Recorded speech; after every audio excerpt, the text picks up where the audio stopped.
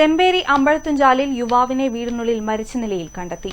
Maloor തോലമ്പ്രയിലെ K രാജേഷാണ് മരിച്ചത്. മൃതദേഹത്തിന് ദിവസങ്ങളുടെ പഴക്കമുണ്ട്. കൊടിയാൻമല പോലീസ് അന്വേഷണം ആരംഭിച്ചു. മാലൂർ തോലമ്പ്ര സ്വദേശി കെ രാജേഷിനെയാണ് ചെമ്പേരി അമ്പഴത്തുംചാലിലെ വീടിനുള്ളിൽ മരിച്ച നിലയിൽ കണ്ടെത്തിയത്. 3 വർഷം മുൻപ് വാങ്ങിയ അമ്പഴത്തുംചാലിലെ വീട്ടിൽ രാജേഷ് ഒറ്റയ്ക്കാണ് താമസിച്ചിരുന്നത്. കസേരയിൽ ഇരുന്ന നിലയിലായിരുന്നു മൃതദേഹമുണ്ടായിരുന്നത്. ചെമ്പേരിയിലെ സ്വകാര്യ സ്ഥാപനത്തിൽ ഡ്രൈവറായ രാജേഷ് കഴിഞ്ഞ 10-നാണ് ഏറ്റവും ഒടുവിൽ ജോലിക്ക് ഹാജരായത്.